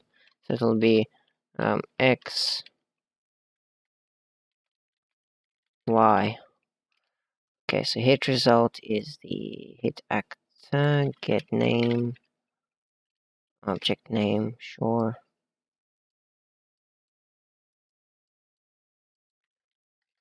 Text,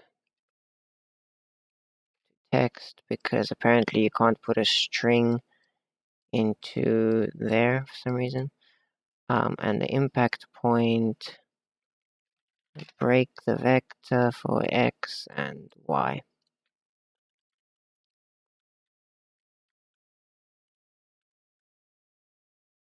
Hit result is floor mesh. No, but you shouldn't be hitting the floor mesh. None.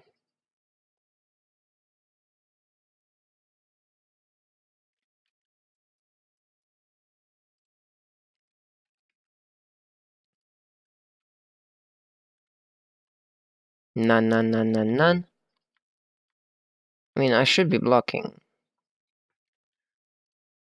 Is our player for some reason not set to block?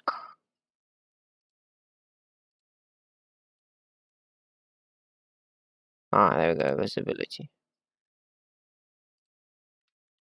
Weird. Alright, so there we go, result is none until, there we go, top-down character. Now, yeah, okay, so now what we need to do is check if target is in sight. This isn't the impact point, but actually this get location, and that's what we should be getting. So let's try this again. Now he's not looking in our direction, and there we go, now it's doing it properly. Great, so now he knows that we're getting hit. Whee! And I died. Okay, cool.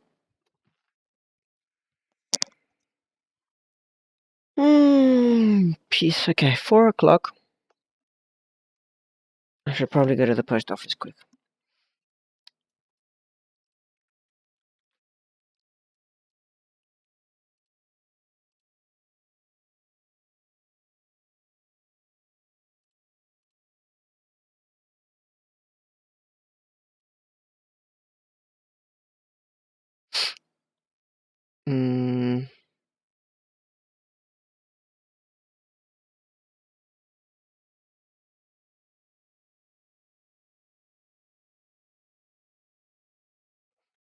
Okay.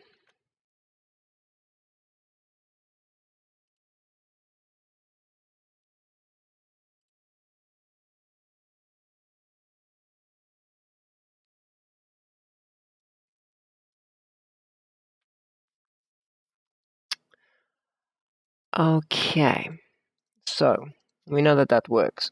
So now what we want to do is we basically on this act sequence we're just gonna have a move to, and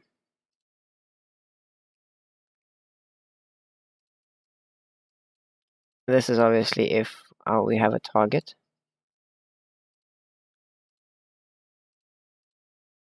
If we have a target, then we move to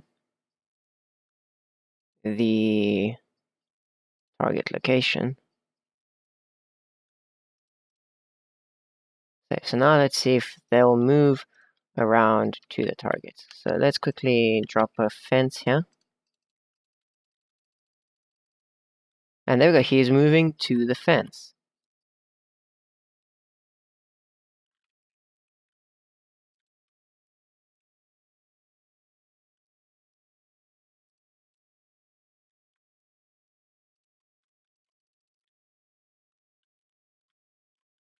What is he hitting? Hitting wood of some sort. Huh, interesting. Alright, but that's cool. So now he does move straight to the thing. So now here we're gonna have acceptable radius is 50. Show nav fair controller default. You can strafe if you want, and then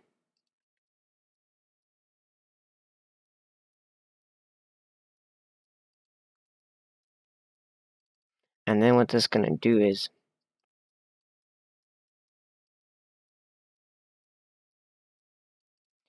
I guess what we can do is we can get target. This is a blackboard key selector. So what we want to do is we want to check, is this target the same as our current target? So what we're going to do is get blackboard as object. Now this hit actor, does it equal to our target? And that's the branch that we want to do. So if true, right, then we want to finish the execute as a success. But not only do we want to do that, we want to set target set shouldn't change. Well, I guess it won't change if it's true, so success.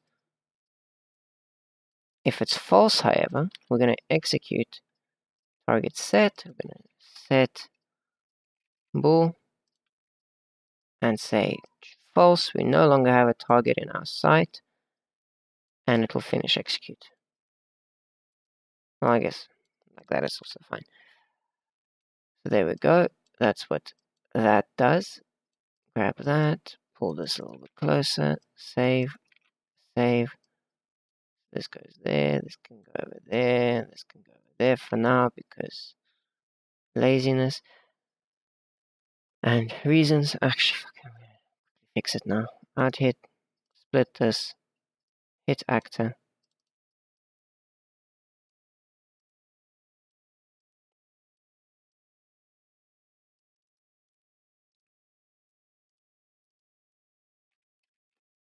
Okay.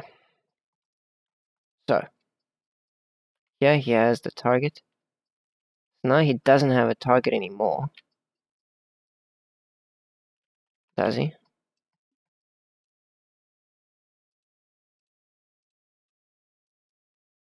I mean, he shouldn't.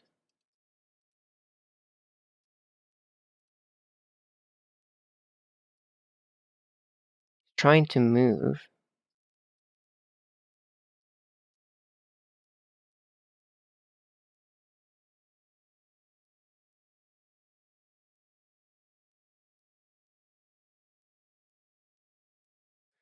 He still fails to move to. I guess we move to and then check if the target is inside here instead. So this is probably what it should do.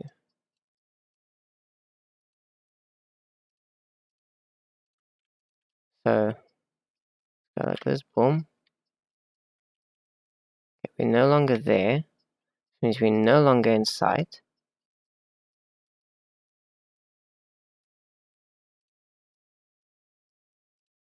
we need the inverse of this.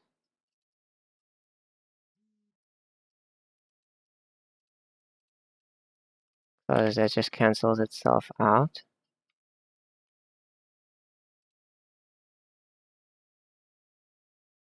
No. I guess we don't really need this there anymore. Because we're already running it in the sequence that it has a target.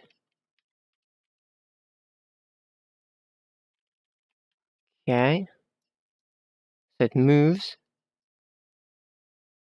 fails. Is it failing or not? That's my question. Ah, okay. I think we need to do this because it's a sequence, so it needs to fail in order to carry on. Yeah. Or we could just change it to a selector, I mean. That's another way to do it. Okay, now, the other thing we need to do is, we're going to have to make a custom move function to do this, but for now, I'm going to put it into here. So target and then current location.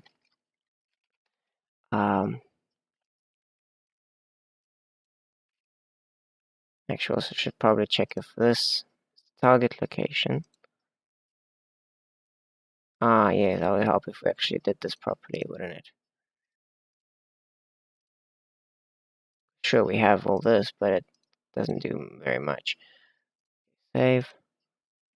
Close this because we don't need it.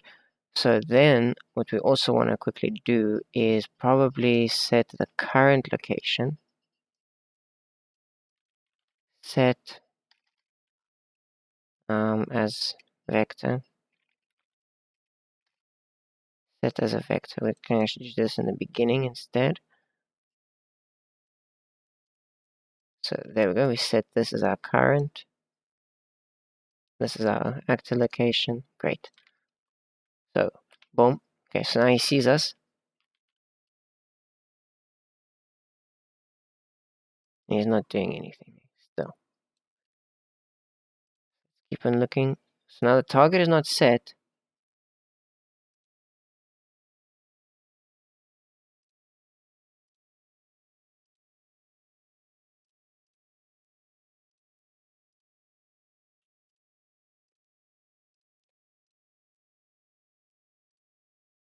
This should work now. There we go. Now he's doing some scans. There we go. Now he hasn't seen us. But now if I, for example, was to go and build a fence in this area, then he'll find it and he'll also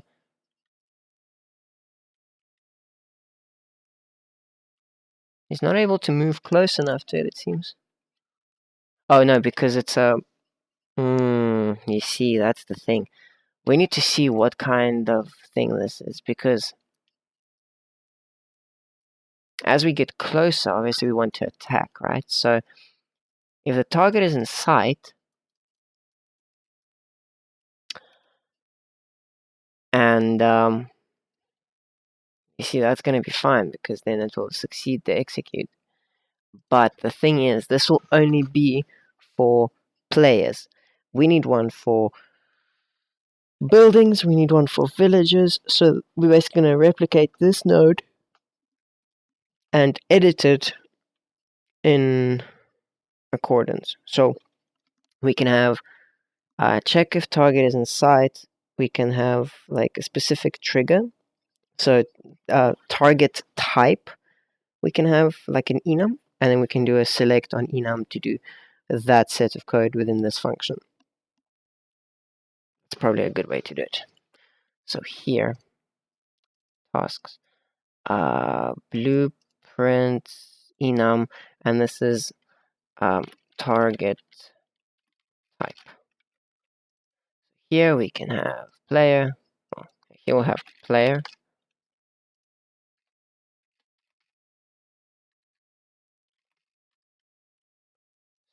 Change this. Go player. Villager.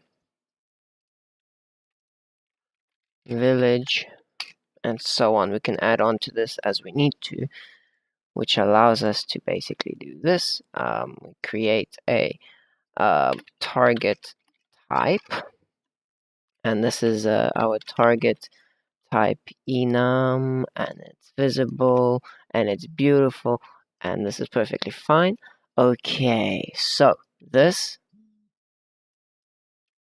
let's quickly grab this, change this just a little bit. Okay, so now this, there we go. My bad. There we go. Control pawn. We don't need this anymore. Perfect. So this is tracing by visibility, and this is what we basically need to do here. So we need to remove this for now.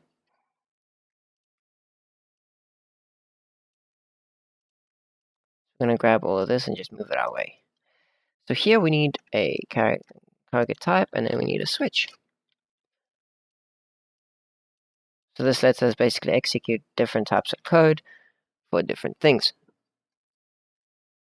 You don't understand anything that I've done? I'm basically just creating like named variables and then setting them to be the target for the AI to go to. That's basically what's happening. Where's my phone?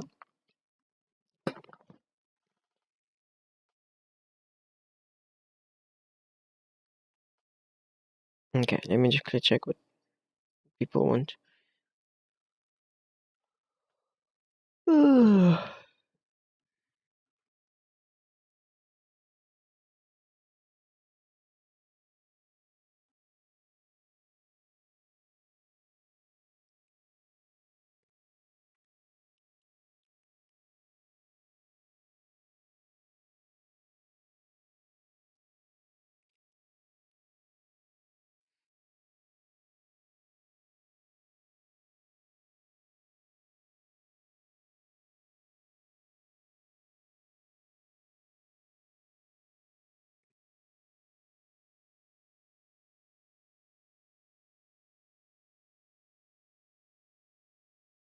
One second.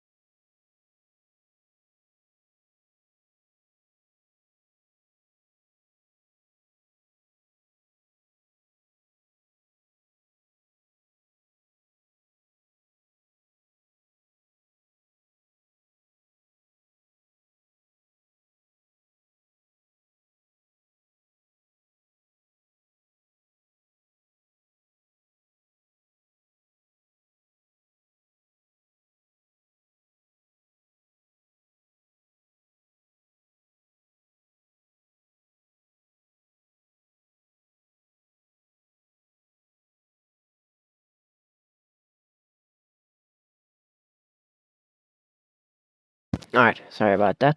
Alright, so basically in our tree, the target type, this out hit actor. So for players, for example, we're gonna basically just reroute this here. Drag this there, perfect. Drag that there. Okay, so what we do for players, we're gonna have 3 branches. We're gonna have for players, villages, and a village. So here we go. Players, if it equals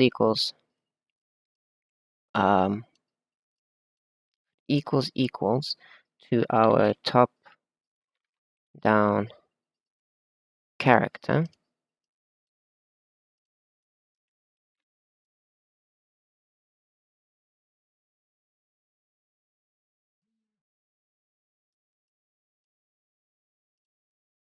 Okay. Wait.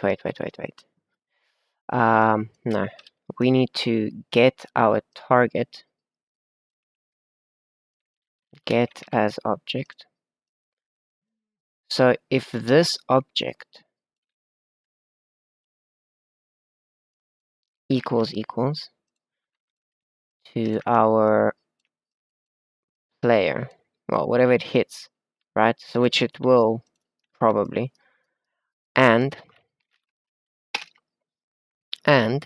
our target equals to our player top down character, right? So if those two things are true, wait, target type would be player, so we already know that it would be a player.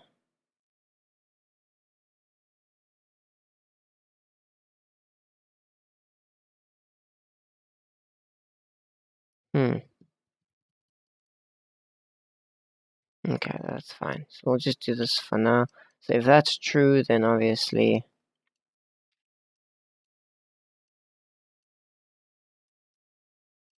here we have this already set up. Boom.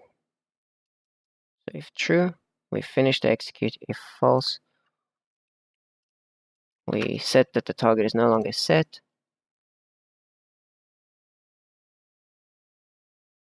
And that's the end of that. All right. Okay, apparently this froze up. Okay, then for villager, it's basically this same thing. I need to think of how would be the better way to do this now.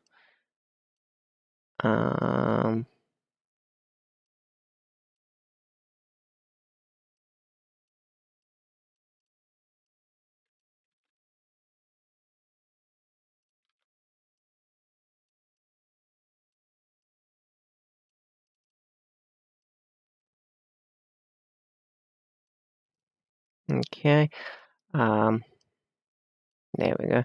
That's going to be a very not so neat blueprint. Villager master blueprint. Okay, we can still have them chase.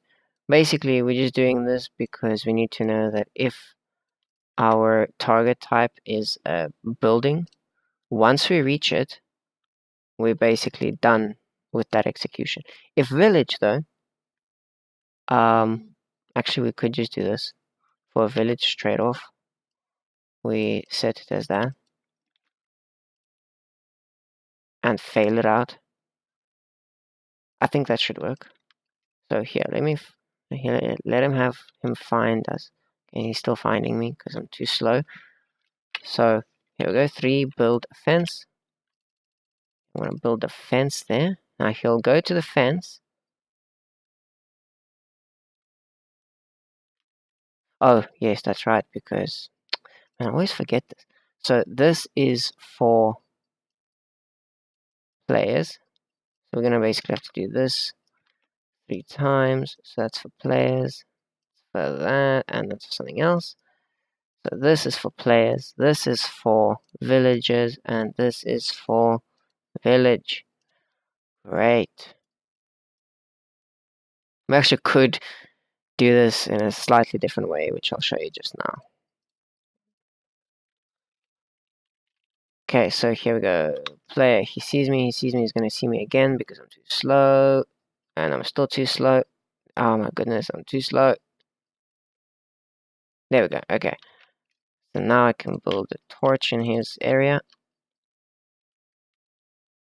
There we go, now he's scanning again for other things, which is perfect. So now I'm gonna go for fence. But you see now he's glitched out because now he's base. Oh, there we go. So he'll attack that building.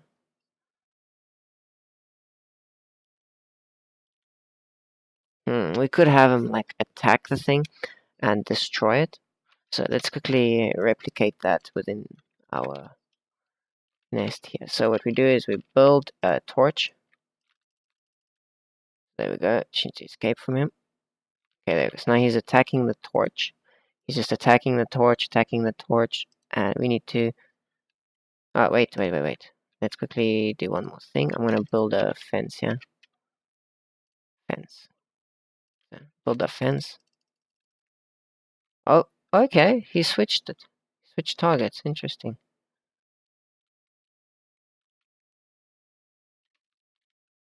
Huh. Okay, I will have to mess around with their AIs. Alright, but unfortunately, I have some other businesses to attend to. I have to go to work. I have to go to the post office. And yeah, a bunch of stuff. But maybe again tonight. Maybe. I'm not saying yes, but maybe. It depends on how late I get back. So thank you very much for popping in. I will see you guys next time.